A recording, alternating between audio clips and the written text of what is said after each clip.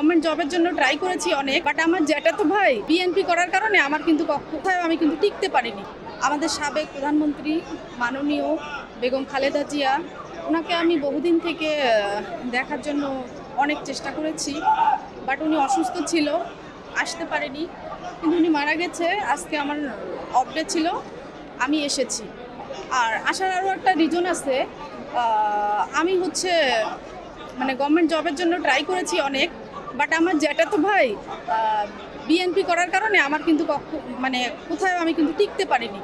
তো আমার মানে আশা পূরণ হয়েছে যে আসলে যেই দল, আমি কোনো দলের না, তারপরে আমি ওনাকে অনেক যথেষ্ট সাপোর্ট করি একজন নারী হিসেবে, একজন মহিষী নারী, একজন বুদ্ধিমতী নারী হিসেবে, হ্যাঁ, একজন সাবেক প্রধানমন্ত্রী হিসেবে আমি ওনাকে অনেক সম্মান করি। সেই দিক থেকে আমার একটা সফট কর্নার কাজ করে। তো আমি যেহেতু কোনো রাজনীতি করি না, কোনো দল করি না, সেহেতু আমাকে মানে অযথা আমার জ্যাঠাতো ভাই বিএনপি করার কারণে আমার কিন্তু জব হয়নি। এজন্য আমার মানে ইচ্ছে ছিল যে আমি কখনো বেঁচে থাকলে মাননীয় সাবেক প্রধানমন্ত্রীর সাথে দেখা করব।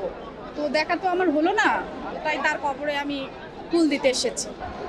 তার যে আত্মত্যাগ, তার যে অবদান, এবং নারী হিসেবে তিনি প্রমাণ করেছেন নারী নেতৃত্ব দেশের জন্য ভালো কিছু করতে পারে, নারীরা যে দেশের জন্য এত বড় কিছু করতে পারে এবং দেশকে সামনের দিকে এগিয়ে নিয়ে যেতে পারে, তিনি প্রমাণ করেছেন।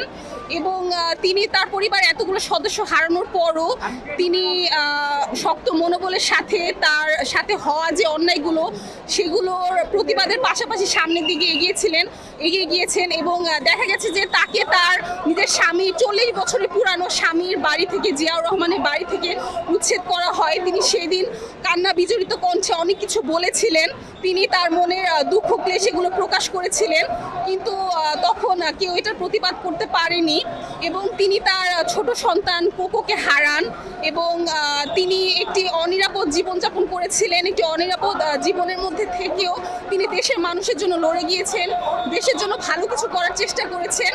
এবং দেশের নারী নেতৃত্ব যে দেশের জন্য এত বড় অবদান রাখতে পারে, তিনি তার উজ্জ্বল প্রমাণ।